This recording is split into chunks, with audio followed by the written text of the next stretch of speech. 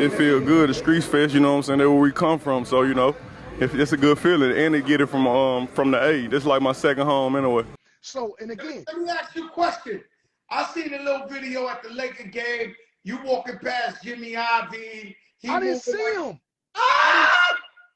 Hey, yo, look, let me tell you, Jimmy Iovine is like 5'2". Larry Jackson, who is like maybe 6 foot or 6'1", Jimmy was walking with a little hat on and just looked like a regular little white dude. I didn't know that was Jimmy Iovine. When I seen the video, I'm like, oh shit, that was Jimmy Iovine. Now, Jimmy Iovine probably didn't see me, one.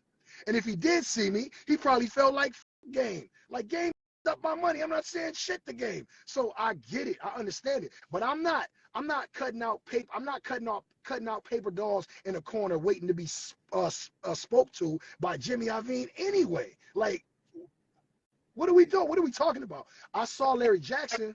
Iovine, I done been in restaurants where the man, and I got no problem with Jimmy Iovine, Yeah. but I done been in the restaurant where the man ran out the back door and all that because they told him Fat Joe and the terror squad is in here. And that was when I had beef with 50. He would just be break. And I was like, yo, I don't know why this man, you know, I don't have no problem with this guy.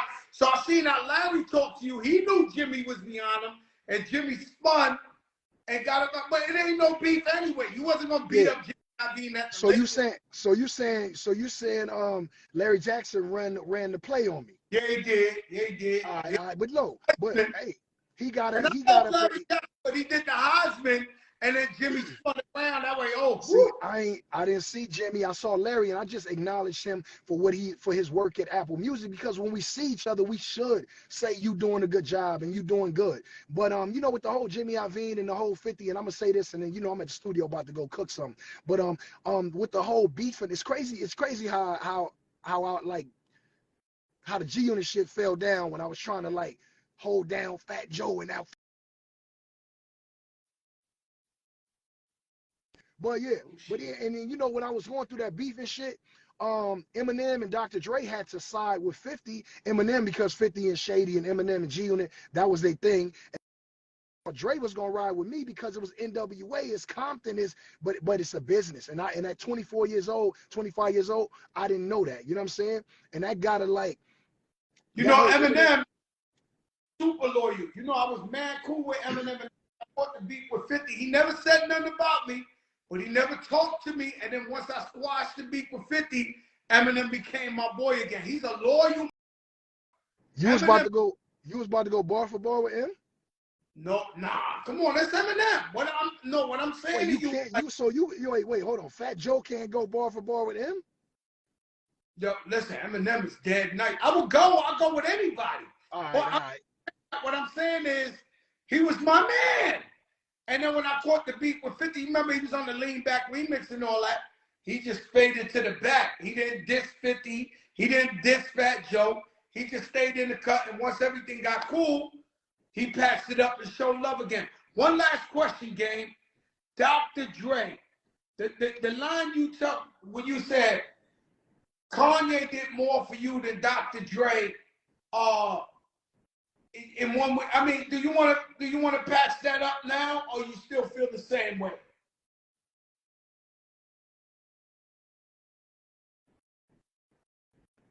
I mean, like, you know, everybody, like, you know, Dr. Dre, from people's perspective, we always felt like Dr. Dre put you on, right? And so when you say, yo, Kanye did more for me than Dre did for me. Hey, yo, again, like I said,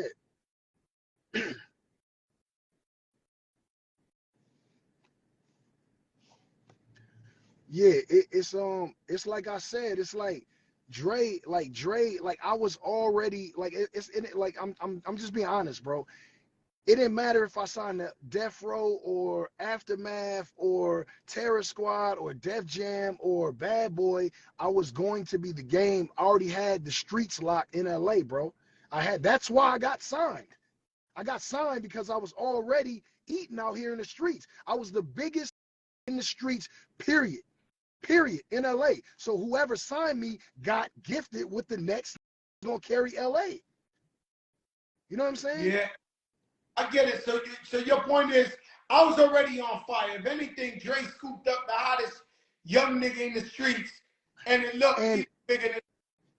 And guess what? It's like when the Coca-Cola brand acquires another powerhouse and then they merge. You know what I'm saying? Like, yeah, now you acquired them because they shit is hitting. It's like when Mark Zuckerberg bought Instagram. Like, Instagram was already popping. So, but Facebook is like, let me just acquire that and make us stronger. That's what niggas did with the game, bro. Didn't like create me, bro. Like, I created myself in Cedar Block, in Compton, gang banging and doing my mixtapes and going to the CVS to print CDs and going to Fry's to get the CD burner. And I became the hottest with me and my brother and all my and our whole movement in Compton. Just acquired the hottest in the streets at that time. I get what you're saying, my brother. I love you for coming on here. I know you got to go to the studio. I'll be out there soon. I'm coming out there for Khaled. They're giving him the Walk of Fame star. So he asked me to speak. So I'll be in LA next week. I'll look you up.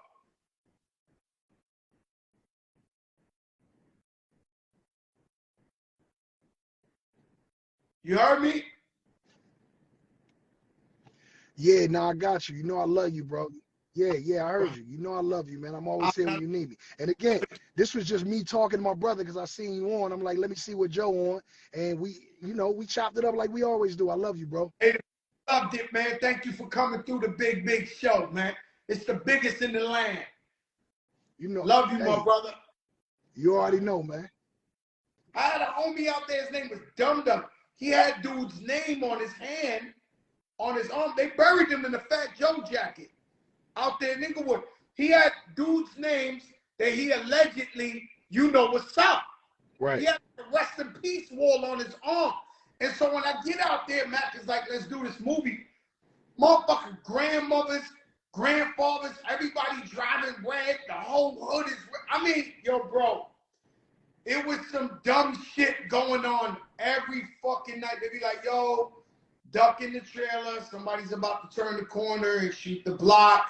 I just didn't understand why they chose to shoot this movie in the middle of the activism. Because look, really, it ain't really nowhere else to shoot the movies if you're shooting a hood movie. Because think about it, everywhere out here is a gang. So even if you went to the valley, right? Even if you went to the valley, then you would run into like Wax gang. Because Wack is from the valley. He not from the city. But I'm saying it's gangs everywhere. Like, you got our biggest gangs in the valley. Like, a lot of people say, oh, y'all from the valley. But it's real big gangs. Mexicans in the valley is some of the ruthless gang members in LA. And then Wack is in the deep valley, you know what I'm saying? Pacoima, Piru, they really banging out there. So it's just everywhere you go. Yo, you go to the beach, they got the beach gang. Like, they got Venice Shoreline. Gang shit out there. And so we shot that movie for 2 months straight. And every day was every fucking day was a theory. Shout out my homie Wavy. Wavy and let me ask you something. You brought up Wack. Shout out to the homie Wack. What is it like having Wack 100 as your manager when he getting all this shit over the place? And what is it like game? Like, do people blow up your game? What's up? Hey, yo, look, Wack is it every day. Wack is on some type of blog doing something wrong to somebody per their, how they feel. And every day, them niggas come in my Instagram like, yeah, you and your homie, it's up. I'm like, what? Where? What do you do? What? Why it's up? But man, Wack is just. I think a lot of the things Wack says, a lot of the shit that like people don't want to say. He had those conversations that's uncomfortable, and a lot of it is really true. I mean, all of it probably, but he tells the truth, and people in general do not like hearing the truth. The truth hurts. That's a real thing. I almost don't like the truth. When I go see my moms and pops, and my father sit me down, he be like, "Yo, you ain't shit, nigga. He's shit." Hey. I hate the truth. Right. I sit down with my father, this guy touched my vein. I be looking at him like, "Are you serious, man?" Yeah. I pay everything in this So look, so we don't want the truth. No, and so when Wax say a lot of this shit, it may be the truth, but sometimes it's just like you shouldn't say this shit. but he says it. You know what I'm saying? Now me, I'll be like, I'm not gonna say that. He don't have that filter. So then people get mad at him and they say what they want to say. But you know, still that's my brother. So I gotta stand up with him, and it is what it is, man. And again, man, LA tricky. And so he know what he doing, and you know, he ain't walking around here light, and you know, he got his niggas, and I got my niggas, and we here, and we don't wake up trying. Well, I don't wake up trying to kick up dust. I imagine he doesn't either. But niggas ain't running. You know, we do that too. But we trying to stay positive. We trying to be, you know, hosts on the Wendy Show too one day. You know what I'm saying? We trying to elevate, baby. Yo, we trying to elevate. Nah, you definitely elevate game, and I'm proud of you. And you said it on Drink Champs, but I gotta admit, part of the reason you broke up with G Unit was because of Fat Joe, Jadakiss, and Nas, and I always took that as a stand-up. I'm not sure if it was the smartest thing. I'm gonna be honest with you. Hey, I don't know if my 4x4 G-Wagon agrees with you. I don't know. I don't know.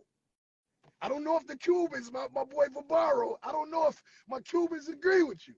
Yo, listen, no. You stay getting the bag. You do your thing. I hate it had to be over us that you would split up something so great. Yeah. Hey, now you know what's crazy though? Great.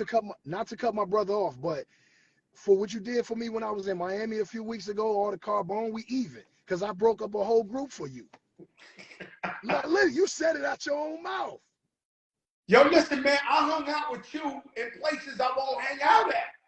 Just because I know games is down, I want him to know we good. I'm up in there. The boys is in there. We good. You know what I'm saying? So I want you to feel like you can skip to my loo wherever you at when you with me. And that's another thing about LA that gets me confused is no matter what big homie you with or the king of Bel Air, whoever the dude wants to be, shit can still happen. Yeah, it don't matter. It's a few guys you could really stand next to that, you know, like Draws is one of those guys. Like you can stand next to Draws and you be all right. You know what I'm saying?